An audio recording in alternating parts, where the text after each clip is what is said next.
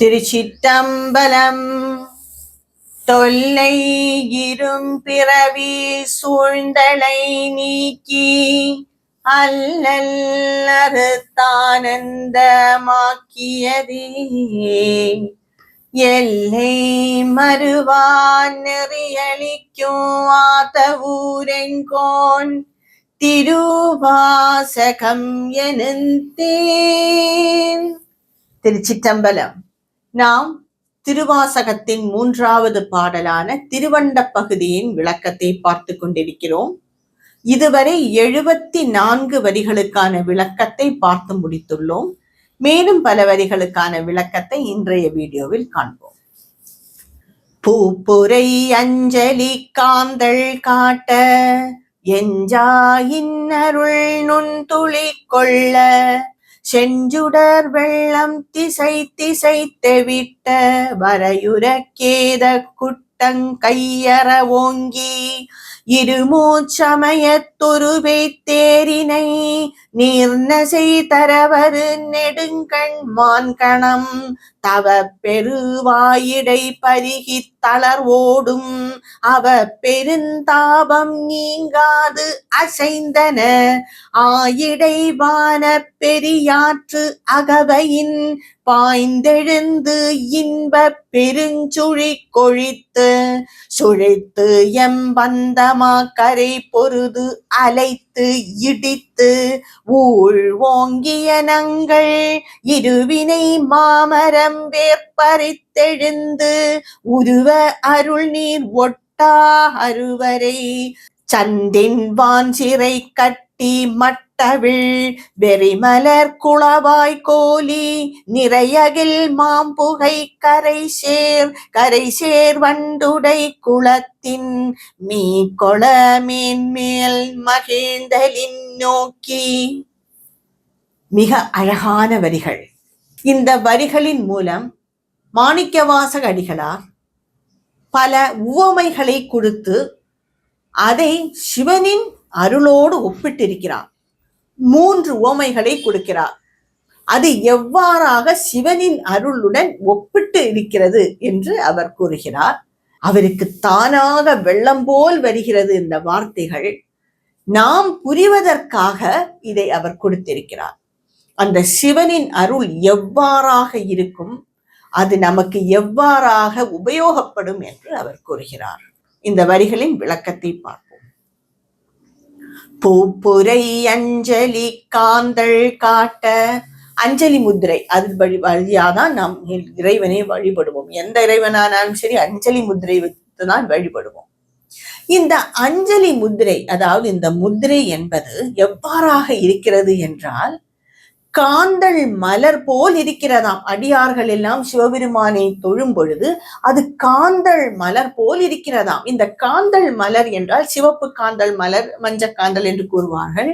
இது கார்த்திகை பூக்கள் என்று பொதுவாக நாம் எல்லோரும் சாதாரணமாக கார்த்திகை பூக்கள் என்று கூறுவோம். இன்னும் கூற போனால் தமிழ்நாடு அரசின் ஆபிஷியல் என்று கூறுவார்களே, அரசாங்க பூவே இந்த காந்தள் மலர் தான். சங்க காலம் தொற்றே பெண்களின் விரல்களை வர்ணிக்க வேண்டும் என்றால் கவிஞர்கள் இந்த காந்தள் மலர்களுடன் தான் ஒப்பிடுவார்கள். அந்த பூவே அப்படித்தான் இருக்கும், இப்படி இருக்கும்.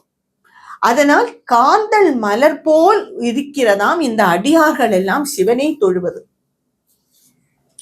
எஞ்சா இன்னருள் நுண்துளி கொள்ள, உனது அருள் ஆனது எங்களை என்ன செய்ய வைக்கிறது என்றால், உன்னை வணங்கும் பொழுது கண்ணில் இருந்து கண்ணீர் வருகிறது.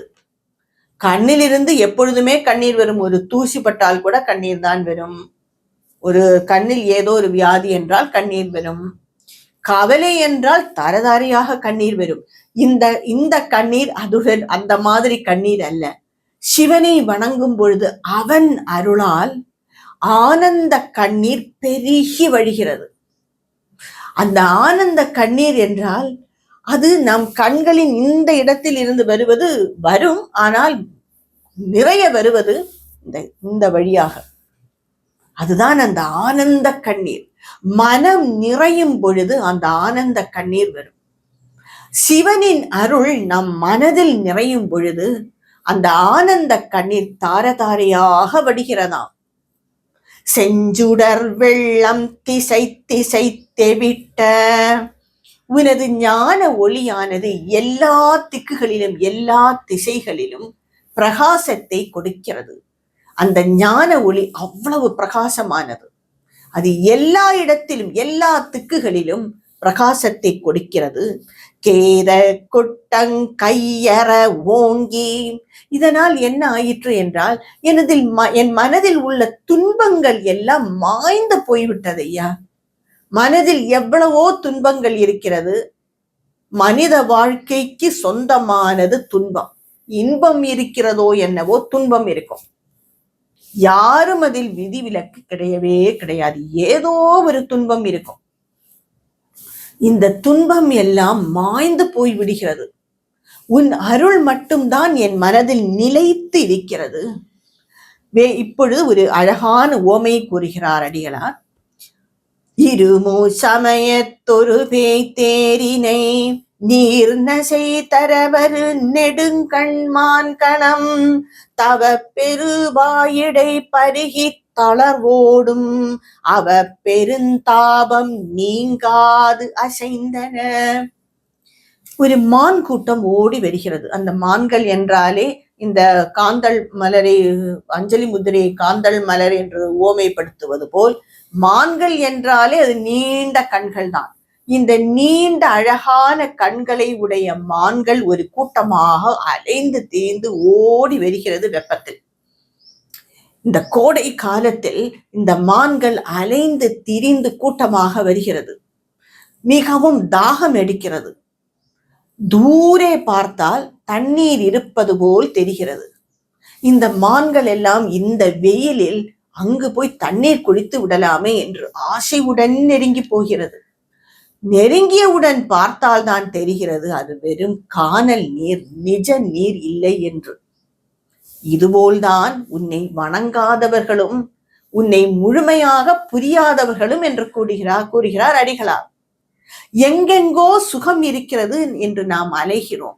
அதை அனுபவித்த பிறகுதான் தெரிகிறது இது சுகம் இல்லை, துக்கம். இதை அனுபவித்தால் வேறொன்று பிரச்சனை வரும் என்று. என்ன செய்வது தெரியாமல் நிற்கிறோம். இந்த மான் கூட்டங்கள் என்ன செய்ததாம்? தண்ணீர் இல்லை, வாயை நக்கி கொண்டு அங்கே நிற்கிறதாம், அலைந்து நகர்ந்து விட்டதாம். இதுபோல் நாம் எங்கோ சுகம் இருக்கிறது என்று ஓடிப்போய் அதுதான் வேண்டும் அதுதான் வேண்டும் என்று பிடித்து அதை அனுபவித்தால் அதில் வேறொரு பிரச்சனை இருக்கும். அது கானல் நீர். இது நமக்கு பலருக்கும் புரியாதது என்று கூறுகிறார். உங்களுக்கு புரியாது என்று கூறுகிறார் மாணிக்கவாசகர் அடிகளார். ஆயிடைவான பெரியாற்று அகவையின் பாய்ந்தெழுந்து இன்ப பெருஞ்சுழி கொழித்து சுழித்து எம்பந்தமா கரை பொருது அலைத்து இடித்து ஊழ்வோங்கிய நங்கள் இருவினை மாமரம் வேற்பறித்தெழுந்து. இதுவும் மிக அழகான உவமைதான். இவ்வாறாக அதுகள் திகைந்து நிற்கும் போது, நம் தாகம் எடுத்து திகைத்து நிற்கும் பொழுது ஒரு பெரும் மலை, வானை தொடும் அளவிற்கு பெருமலை, அதில் இருந்து நீர்வீழ்ச்சி வருகிறது. அது வந்து ஆறாக பெருக்கெடுத்து ஓடுகிறது. பல சுழிகள் அதில் இருக்கின்றன. எப்படி இருக்கும்? தாகம் தாங்கவில்லை. பார்த்தால் ஒரு பெரும் ஆற்று வெள்ளம் அடித்து கொண்டு போகிறது என்றால் எப்படி இருக்கும்? இந்த சுழிகள் எல்லாம் இன்பம் தருமா? இந்த ஆற்று வெள்ளம் என்ன ஆயிற்று என்றால் இந்த கரையை அடித்து இடித்து விட்டது. இடித்துவிட்டு அதில் ஒரு பெரும் மாமரம் நின்றது. அதையும் இடித்து அதுடன் இழுத்து சென்று விட்டது. நாம் எல்லாம் பார்த்திருப்போம், நியூஸில் பார்த்திருப்போம், சமீப காலத்தில் கூட பார்த்திருப்போம். ஆற்று வெள்ளத்தில் பெரும் பெரும் மரங்கள் இழுத்து கொண்டு போகும். பெரும் பாறைகளும் மரங்களையும் இழுத்து கொண்டு போகும். இதுபோல் அந்த வெள்ளமானது கரையை இடித்து மாமரத்தை இழுத்து கொண்டு போகின்றதாம். சரி, இதெல்லாம் என்ன?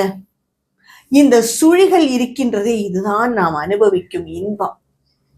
இந்த ஆற்று வெள்ளம் என்பது அந்த சிவனின் அருள். இது என்னை பந்தப்படுத்தும் பற்றானது. அதுதான் இந்த கரை. இந்த பந்தத்தினால் தான் நான் மீண்டும் மீண்டும் பிறவி எடுக்கின்றேன். இந்த பந்தத்தையும் எனது ஆசைகளையும் இடித்து கொண்டு போய்விட்டது, இழுத்து கொண்டு போய்விட்டது, அலைத்து இடித்து போய்விட்டது. பந்தமும் போய்விட்டது, ஆசைகளும் போய்விட்டது.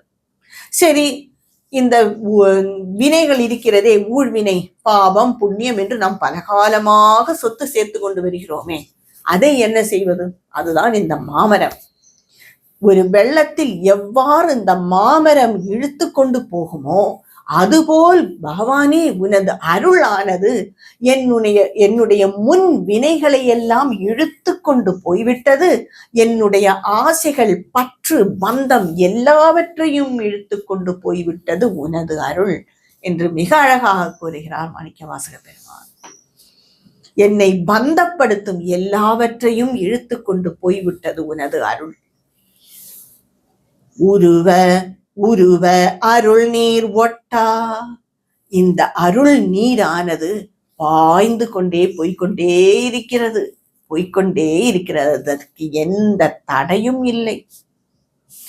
எவ்வாறாக இருக்கிறது என்றால், அருவ சந்தின் வான் சிறை கட்டி மட்டவிழ் வெறிமலர் குளவாய் கோலி நிறை அகில் மாம்புகை கரை சேர் வண்டுடை குளத்தின் மீக்கொள மேன்மேல் மகிழ்ந்தலின் நோக்கி. அதாவது நாம் அணை எப்படி கட்டுவார்கள் என்றால், பெரும் மலை இடுக்குகள் இருக்கும். இந்த மலை கொஞ்சம் கேவாய் வரும் என்று கூறுவார்கள். வளைந்து வரும் இடத்தில் கட்டி விடுவார்கள் அணையை, அந்த வெள்ளம் வராமல் கட்டி விடுவார்கள். அப்படி 2 மலை இடுக்குகளை அடைத்து அதில் தண்ணீரை தேக்கி வைத்தால் எவ்வளவு அழகாக இருக்கும், குளம் போல் இருக்கும். அதில் நிறைய மலர்களும் இருக்கின்றன. நினைத்து பாருங்கள், மலர்களும் இருக்கின்றன. இந்த மலர்கள் மனம் தருகின்றன. மலர்கள் என்றாலே அந்த வண்டுகள் வரும், தேனீக்களும் பல வண்டுகளும் ரீங்காரம் செய்து கொண்டிருக்கும். அந்த ரீங்காரமே காதுக்கு இனிமையாக இருக்கும். ஒரு அழகான குளம், பெரிய மலை, அதன் இடுக்கில் அணை போட்டு அழகான ஒரு குளம், அதில் நிறைய மலர்கள், அதில் தேனும் அழகுமாக இருக்கிறது. அதையெல்லாம் பருகுவதற்கு ஆன வண்டுகள் அது ரீங்காரம் செய்து கொண்டே இருக்கின்றன. கரையில் பார்த்தால் கொஞ்சம் பேர் அங்கு வசிக்கும் மக்கள் அகில் கட்டைகள் என்று கூறுவார்களே, அந்த கட்டைகளை எரித்து கொண்டிருக்கிறார்களாம். இந்த அகில் கட்டைகள் எதற்காக எரிக்கிறார்கள் என்றால், அது ஒரு சந்தன கட்டை போல், அதில் எரித்தால் மிகவும் நல்ல மனம் வரும்.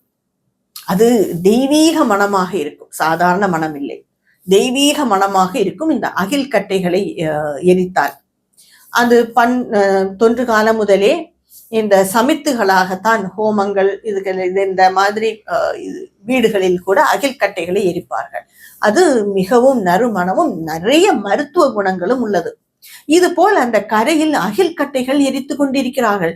அப்பொழுது நறுமணம், இந்த பூக்களின் மனம், அகில் கட்டைகளின் மனம், நறுமணம், கண்ணுக்கு விருந்தான காட்சி, காதுக்கு இனிமையான ரீங்காரம், இது எல்லாம் சேர்ந்தால் என்ன ஆகும்? நாம் மனம் முழுவதும் அதிலேயே குவிந்து விடும் இல்லையா?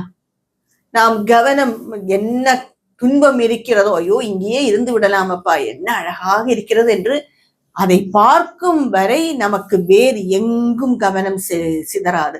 அதை பார்த்து கொண்டே இருப்போம், ரசித்து கொண்டே இருப்போம், நம்மளே மறந்து நம்ம ரசித்து கொண்டிருப்போம்.